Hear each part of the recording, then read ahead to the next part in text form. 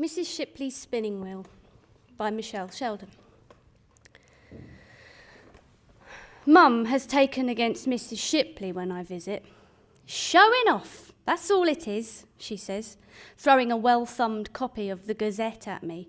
Yes, I've seen it already, I say, catching the paper just before it hits my head. I open it up anyway, find the offending article and photo on page 10. A thin, grey-haired lady sits at her spinning wheel, smiling into the camera, while an elderly man stands next to her, his hand resting on her shoulder. I read the photo caption out loud. Brian Shipley models cardigan made from Friends Alsatian R2 Dog 2. Poor dog. I hope it was dead before they skinned it. It's the way they've written it. And what kind of a stupid name is that for a dog? It's a play on words, a character from Star Wars. She stares at me then, her mouth turned down as if I've offered her a mouldy lump of cheese to eat. What's Star Wars got to do with the price of potatoes?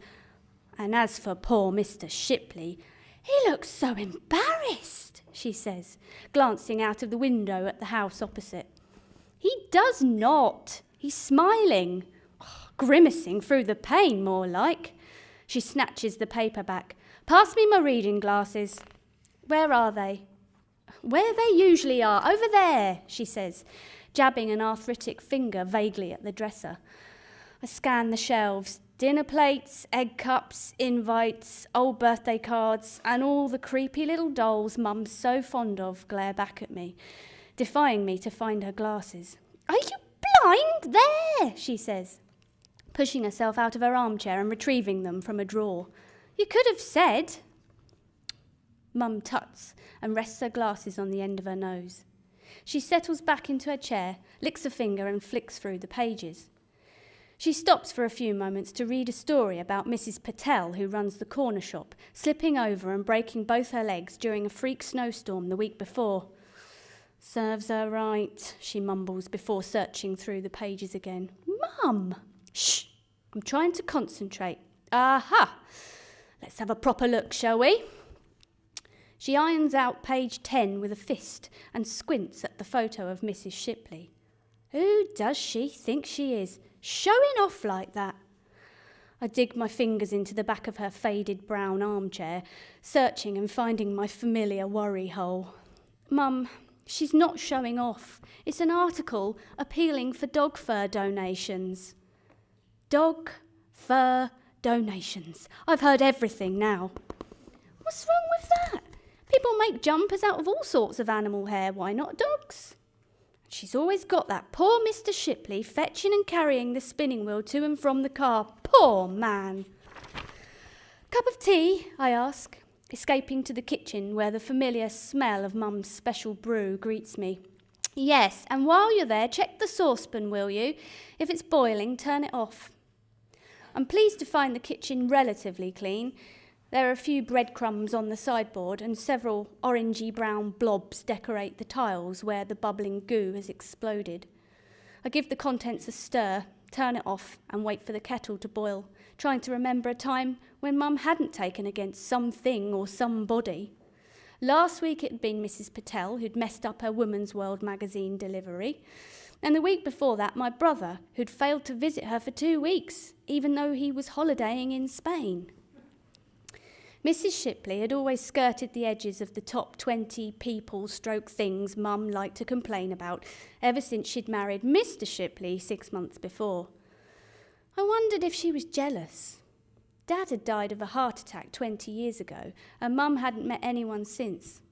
I couldn't help wondering if she secretly harboured a romantic longing for the kindly octogenarian, or was offended that he could move on so quickly after the death of his wife, Mary, 2 years before.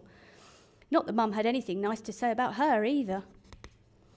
When I came back into the room, Mum standing behind her armchair, peering out across the row of terraced houses opposite. Give us a hand and help me push it closer, she says. Shall I fetch a pair of binoculars? Don't be silly. I put the tea down onto the coffee table and edged the chair closer to the window. Stop!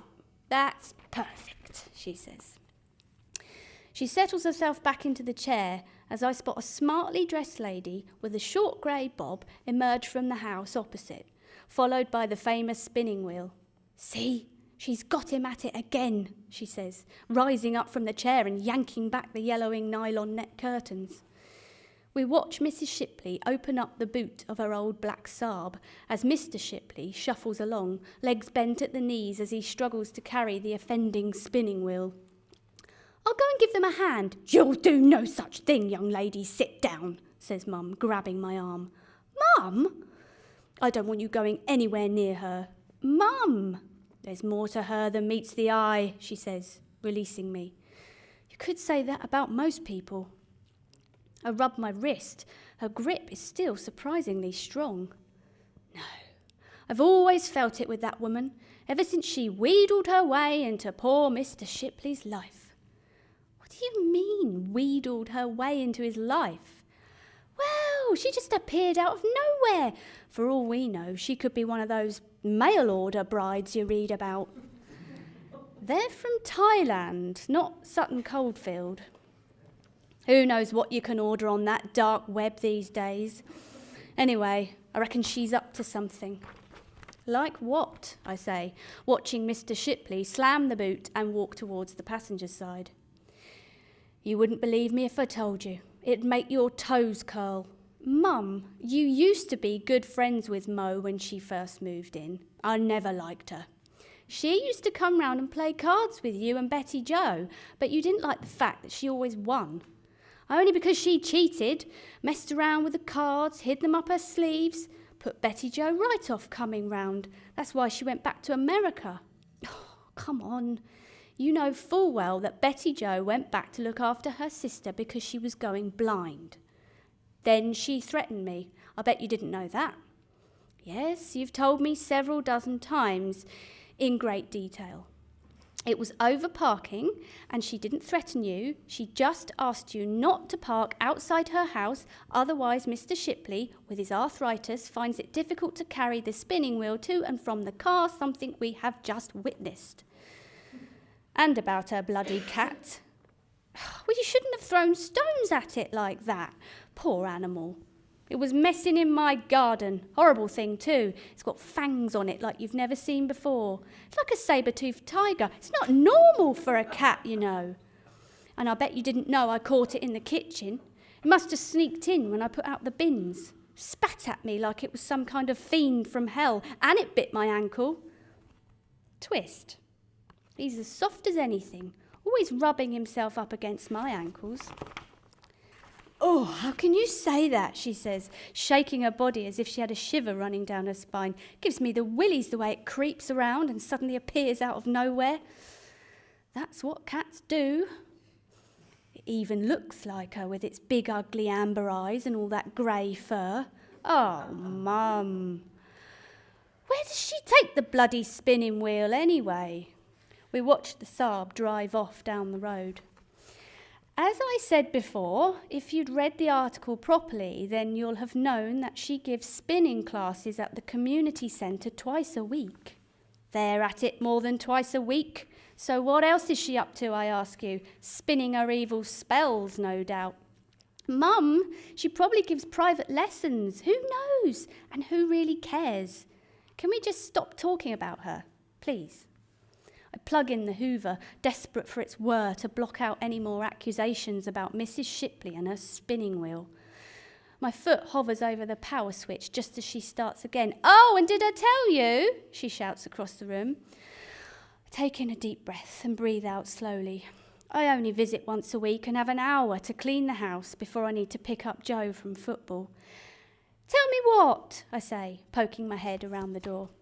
"That Sandy Kavanagh moved out?" "Yes." She was desperate to leave, next door but one to that Shipley woman. What do you think about that? Not a lot. She couldn't bear it any more. Bear what? I say, sloping around the door and leaning against the door frame, waiting for the inevitable. "Mrs. Shipley, who do you think?" Actually, no. She moved in with Karen, her daughter, in Dorset. Remember? I told you, I'm friends with her on Facebook. She only tells people that because she's scared of Shipley. No, because it's true. Mum takes a sip of her tea, raising her eyebrows. Bet Karen didn't mention anything about the screaming at night. What screaming? Sandy thought it was the telly at first and asked nicely if they could turn it down, and it stopped. Well then, for a while. And then it started up again. Young girls screaming, men shouting and swearing, banging on walls, thumping up and down the stairs and on the floorboards. So she went round again. That Shipley woman said it was a violent TV drama. Mr. Shipley waiting for a new hearing aid, apparently. Well, there you go. Big mystery solved. She couldn't wait to leave. Always lots of strange people banging on her door at all sorts of odd times. What, Karen's mum? No, silly, Shipley. Yes, they're called friends. Ha ha, very funny. I wouldn't like to have friends like them. What exactly is wrong with their friends? How can you complain about a group of OAP visitors? OAP visitors? That lot aren't OAPs, and if they are, they're not from round here. They only ever visit when it gets dark, and they're always dressed in black. Some of them even wear cloaks with hoods, and I never see them leave. I take in another deep breath and unclench my teeth. You're just seeing things. Anyway, they probably leave when you're not being a nosy neighbour. I am not a nosy neighbour. I take an interest in the neighbourhood. There's a huge difference, if you say so. Anyway, can we stop talking about your neighbours? I've been waiting for you to ask about Joe, your grandson. Remember him? I thought you didn't want me to talk about people. Mum! That boy leaving him alone now, she says. Her eyes wander over to the dresser. I can't stop mine from following and draw them away quickly, but not before I register the rows and rows of Mum's dolls, lined up like a parade of battle-scarred soldiers. Yes, you know he is. He's been off school for ages now. Doctors don't know what's wrong with him. I feel kind of sorry for him. She sips her tea and pulls her face. Sugar? Doctor? Sugar. I fetch the bowl and put in a small teaspoon. Anyway, I wanted to tell you about Joe and his GCSEs, I say, swiping the sugar bowl out of reach. Oh, he's not old enough, surely. He's 16. He'll be taking them next year then.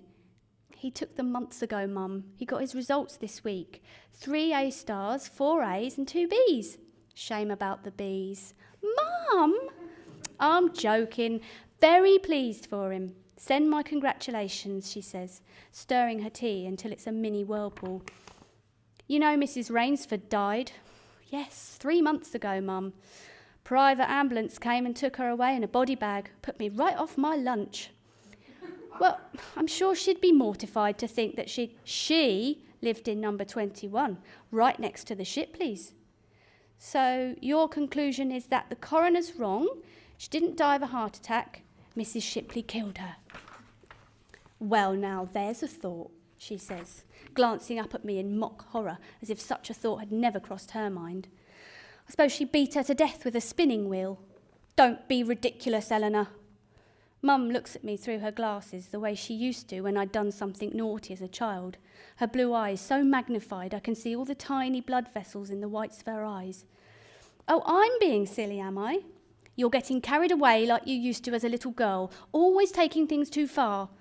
Anyway, what about Maggie's old house, number 25? It's been on the market for a year now. No one wants to move in next to that Mrs. Shipley. Because it's overpriced. Nothing to do with those dark shadows, then? I cross my arms, feeling like I've been zapped back to my teenage years. Really? Yes, it's true. Flittering across the windows, winged creatures and tall figures mostly. But I've seen little stooped ones too. I've been watching all these young couples coming and going all week. Turn up all excited, thinking they're going to get a bargain, and 5 minutes later they're back on the street, white as bleached bones. Can't wait to get away. Mum! It's that Shipley woman and her spinning wheel. I bet you she's going to buy it up for a song and sell it for a fat profit. I glance at the kitchen clock. Only another 40 minutes and I can leave. I go back into the dining room and stamp my foot down on the Hoover. Its growling is as welcome as a cool sea breeze on a hot day, and I suck up cobwebs dangling high in the ceilings along with their skinny-legged spinners. I get round the house with 10 minutes to spare after I'd put all the cleaning equipment away. "Another tea?" I call as I shove the hoover back under the stairs. "Why not? Fetch us a biscuit too, will you?" Mum says. Usual place. I put the kettle on and growl. Mum's saucepan of stew has disappeared, but she hasn't bothered to clean away after herself. While the kettle boils, I scrub away at the little blobs stuck to the rings before retrieving the packet of chocolate digestives from the casserole dish, a rubbish hiding place for childhood treats that had now become the official biscuit container. As I close the kitchen blind, I catch a glimpse of an over-furred grey cat landing on the windowsill.